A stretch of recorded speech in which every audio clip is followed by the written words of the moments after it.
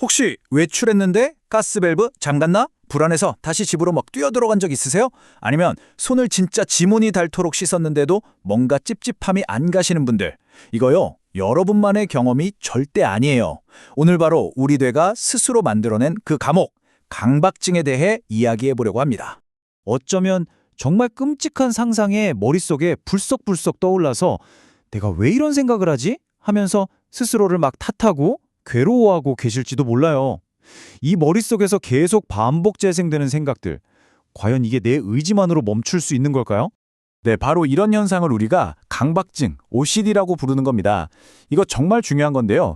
절대 의지가 약해서 생기는 게 아니에요. 우리 뇌에서 벌어지는 아주 명백한 질환입니다. 핵심은 딱 두 가지예요. 원치 않는 생각, 바로 강박사고가 침투하고 그 불안을 어떻게든 없애려고 어쩔 수 없이 반복하는 강박행동. 이 두 가지가 계속 맴도는 거죠. 자, 그럼 오늘 우리 같이 이 생각의 감옥에 대해 한번 제대로 파헤쳐 보죠. 강박증이 어떤 다양한 얼굴을 하고 있는지, 또 그 뒤에는 어떤 뇌과학적인 원인이 숨어 있는지, 그리고 가장 중요한 과학에 근거한 희망적인 해결책은 없는지 차근차근 알아보겠습니다. 네, 첫 번째 이야기, 바로 반복되는 생각의 감옥입니다. 이 감옥에 갇힌다는 게 도대체 어떤 느낌인지, 그리고 왜 이게 그냥 좀 유별난 성격 문제가 아닌지 여기서부터 딱 짚고 넘어갈게요. 정말 많은 분들이 이걸 그냥 내 성격이 이상해서 그래 하면서 혼자 끙끙 앓고 심지어 부끄러워해요. 근데요, 절대 아닙니다. 강박증은 전 세계 인구의 1%에서 3%가 겪는, 그러니까 누구에게나 찾아올 수 있는 신경정신과 질환이에요. 여러분, 결코 혼자가 아니라는 점 꼭 기억해 주세요. 자, 그럼 이 생각의 감옥이라는 게 구체적으로 어떤 모습들로 나타나는 걸까요? 지금부터 우리 주변에서 가장 흔히 볼 수 있는 강박증의 5가지 얼굴을 하나씩 만나보겠습니다. 첫 번째는 바로 확인 강박입니다. 문 잠갔나? 가스 껐나? 계속 의심하고 또 확인하는 거요. 이건 단순한 건망증 수준이 아니에요.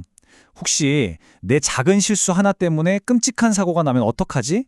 이런 엄청난 책임감, 그리고 그 혹시라는 불확실성을 단 1%도 견디지 못하는 그 마음에서 비롯되는 정말 큰 고통입니다.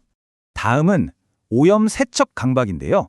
세균이나 오염에 대한 공포 때문에 하루에도 정말 수십 번, 수백 번씩 손을 씻는 거죠. 근데 진짜 놀라운 건요, 이게 뇌의 특정 부위랑 직접 연결된다는 거예요.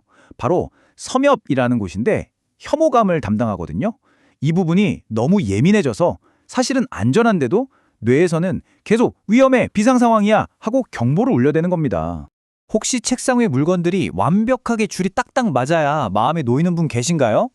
바로 정렬 대칭 강박입니다. 이건 그냥 완벽주의랑은 차원이 달라요. 물건이 제자리에 딱 있지 않으면 말로는 설명하기 힘든데 뭔가 단단히 잘못됐다는 아주 강렬하고 찝찝한 느낌이 들고, 그 느낌을 없애려고 뭐라도 해야만 하는 거죠. 그리고 이건 정말 말하기 힘든 고통일 수 있는데요. 갑자기 폭력적이거나 성적이거나 혹은 신을 모독하는 그런 생각이 머릿속에 불쑥 떠올라서 스스로한테 소름 끼치도록 놀란 적 있으세요? 제발 이것만은 꼭 기억해 주세요. 그 생각은 당신이 아닙니다. 그냥 뇌가 보내는 오류 메시지 같은 거예요. 컴퓨터 에러처럼요. 절대 그 생각에 스스로를 가두지 마세요. 마지막으로 저장 강박입니다. 우리가 흔히 수집광이라고도 하죠. 쓸모없어 보이는 물건도 버리지 못하고 집에 계속 쌓아두는 거예요.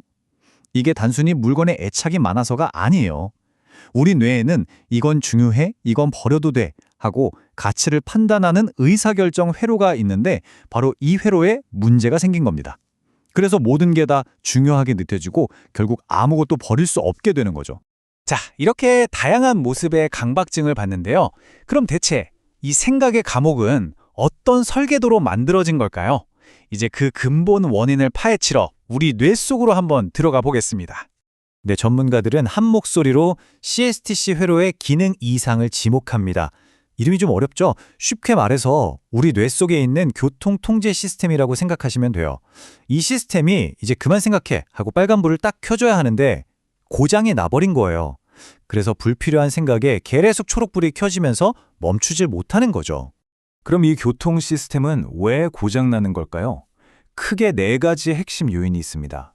첫째, 이성과 감정을 조율하는 컨트롤 타워, 전대상 피질이 제 기능을 못하고, 둘째, 특정 생각 하나에만 주의력이 딱 달라붙어서 떨어지지 않는 거죠.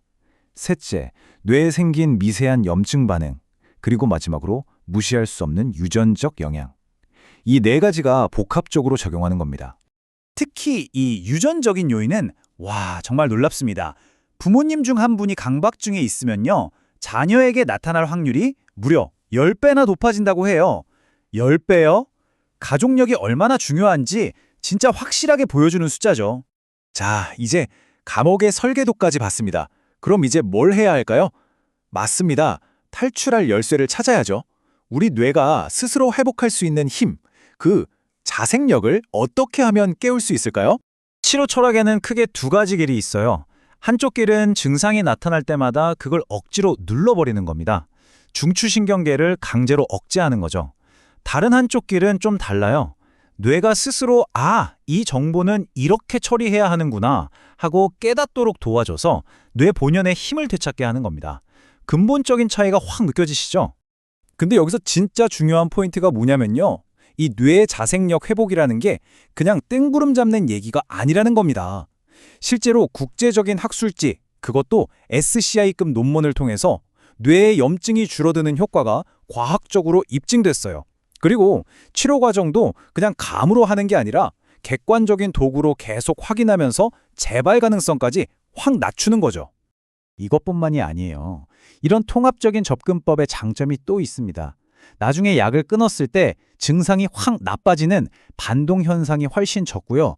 강박증이랑 거의 세트처럼 따라다니는 불안, 우울, 심지어 ADHD 같은 문제들까지 같이 좋아지는 효과를 기대할 수 있다는 거예요. 정말 큰 장점이죠? 네, 드디어 마지막 장입니다. 희망은 과학 안에 있습니다. 이제 정말 우리가 왜 희망을 가져도 되는지 그 구체적인 이유를 아주 명확한 과학적 데이터로 직접 확인해 보겠습니다. 자, 이 그래프를 한번 보세요. 이게 바로 희망의 증거입니다. 만약 치료를 받지 않으면 절반 이상, 50%가 만성으로 가요. 하지만 적절한 치료를 받으면 어떻게 될까요? 보세요. 60%에서 많게는 80%까지 정말 눈에 띄게 좋아집니다. 일상생활이 충분히 가능해지는 거예요. 희망은 그냥 막연한 게 아니라 바로 이 숫자에 담겨 있는 겁니다. 그래서 제가 오늘 다시 한번 정말 여러 번 강조해서 말씀드립니다. 강박증은 절대 여러분의 의지가 부족해서 혹은 성격이 이상해서 생기는 게 아닙니다. 그냥 우리 뇌 신경계의 균형이 아주 잠시 무너진 것뿐이에요. 이건 개인의 실패가 아니라 얼마든지 회복 가능한 생물학적인 문제입니다. 이 지긋지긋한 강박의 사슬을 끊을 수 있는 열쇠, 멀리 있지 않아요. 다른 누구도 아닌 바로 여러분 자신의 뇌 안에 그 잠재력이 숨어 있습니다. 혼자는 힘들 수 있지만 전문가와 함께라면 그 힘을 분명히 깨울 수 있어요. 그리고 이 생각의 감옥에서 당당하게 걸어 나올 수 있습니다. 자, 그 가능성의 문을 한번 열어보시겠어요?